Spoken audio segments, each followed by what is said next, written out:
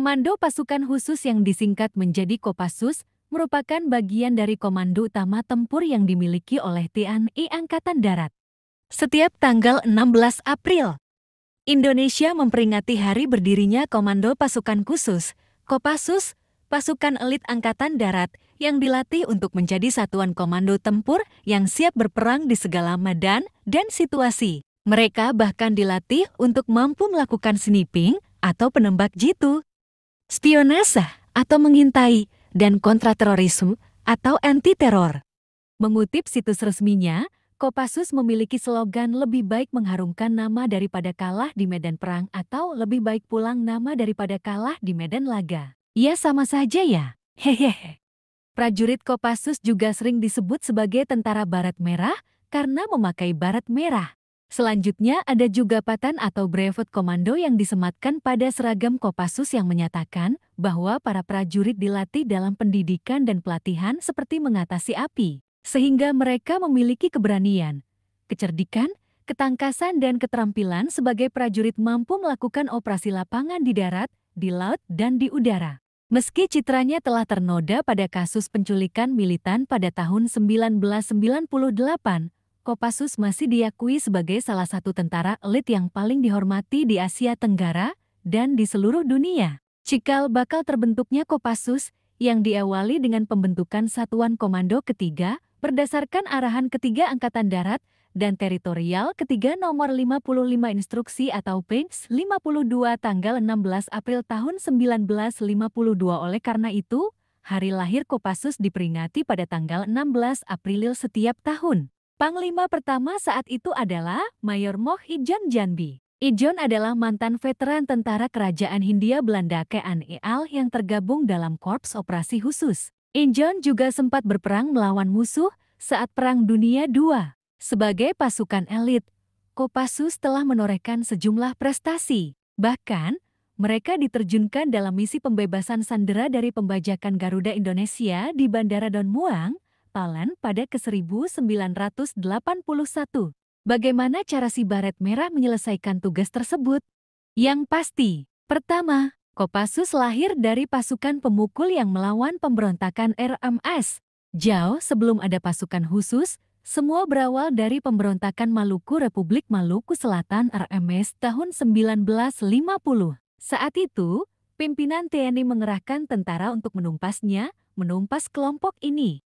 Kampanye atau operasi penindasan dipimpin langsung oleh Kolonel I.E. Kawilarang, Pangdam III. Sementara itu, Letnan Kolonel Slamet Riyadi ditunjuk untuk memimpin operasi tersebut.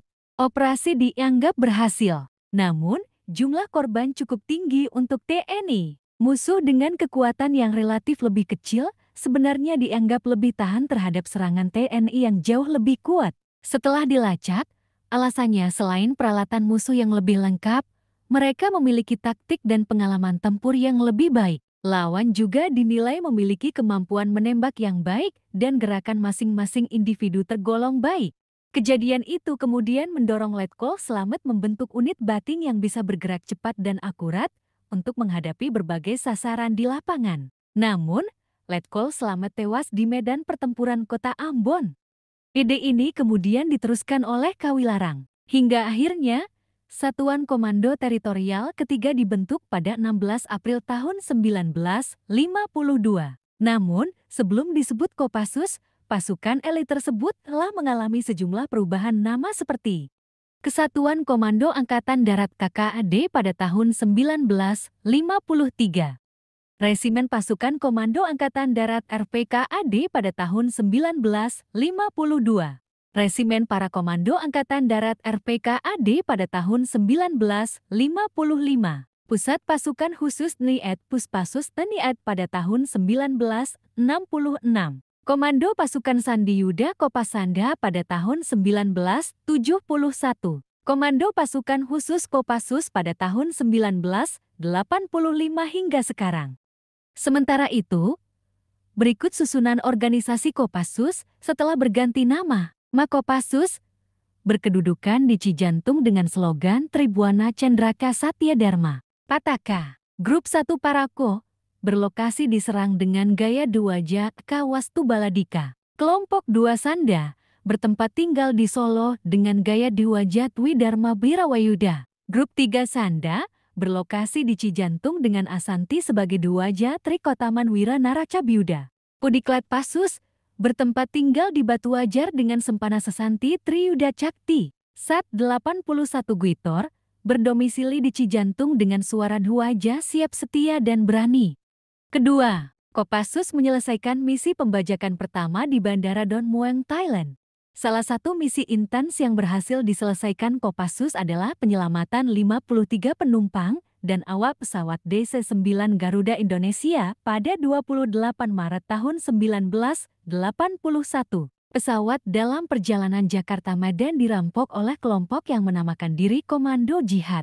Mengutip data harian Kompas, penerbangan 206 dibajak oleh 6 orang berbahasa Indonesia. Mereka bersenjatakan pistol dan membawa beberapa buah granat, demikian ditulis harian Kompas, berdasarkan keterangan Menteri Pertahanan dan Keamanan saat itu, Muhammad Yusuf. Belakangan diketahui bahwa Komando Jihad hanya terdiri dari 5 orang. Mereka menuntut pembebasan 80 tahanan yang terlibat dalam penyerangan Kosekta 8606 Pasir Kaliki di Bandung. Selain itu, mereka juga meminta uang tebusan sebesar 1,5 juta dolar AS. Jalur penerbangan telah berubah. Mereka singgah di Penang, Malaysia, untuk mengisi bahan bakar. Pembajak menjatuhkan seorang penumpang bernama Hulda Panjaitan 76 tahun.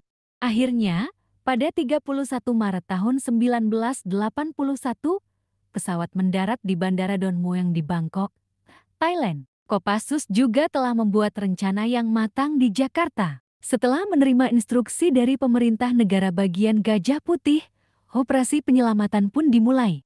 Personel yang dikerahkan adalah pasukan Sandiyuda Kopasanda yang dipimpin oleh Letkol Infanteri Sintong Panjaitan. Dalam operasi yang berlangsung sekitar 3 menit, tentara Kopassus menghancurkan semua pembajak.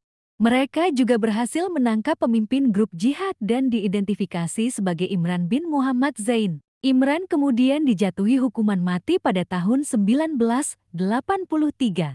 Namun, selama operasi, tidak mungkin menyelamatkan 2 orang. Mereka adalah pilot pesawat Garuda, Kapten Herman Rante, dan anggota Kopasanda Ahmad Kirang. Keduanya mengalami luka tembak dan tidak bisa diselamatkan meski sudah dibawa ke rumah sakit. Ketiga, Kopassus sempat jatuh dalam penculikan aktivis pada ke-1998. Di balik prestasi gemilangnya, Kopassus tak lepas dari peristiwa penculikan aktivis tahun 1998. Operasi ini merupakan bagian dari upaya penahanan ABRI TNI untuk menjaga stabilitas nasional keluarga. Sejak peristiwa 27 Juli tahun 1996, ketika preman besutan TNI menduduki kantor dan menyerang pendukung PDI Megawati di Diponegoro, Menteng, Jakarta Pusat, ABRI melacak kelompok yang mereka sebut radikal, yaitu PRD bawah tanah. Ini adalah mandat terbatas pemerintah pada saat itu untuk jaringan kolektif komit pimpinan pusat PRD.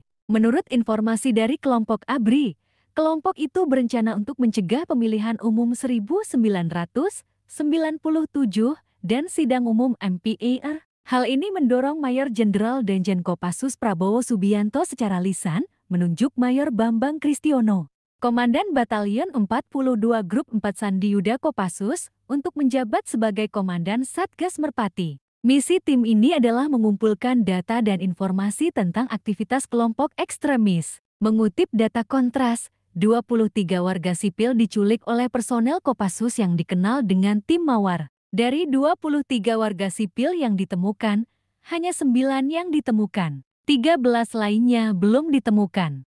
1 dari 23 orang yang ditangkap secara paksa, Leonardus Nugroho Gilang, dinyatakan hilang. 3 hari kemudian, ia ditemukan tewas di Magetan, Jawa Timur. Mayatnya ditemukan dengan luka tembak. Akibat aksi tersebut, 11 anggota Kopassus dinyatakan bersalah oleh Pengadilan Tinggi Militer Jakarta pada ke-1999. Mereka divonis hukuman penjara mulai dari 12 bulan hingga 22 bulan. Namun, Prabowo yang disebut Kontras sebagai pihak yang paling bertanggung jawab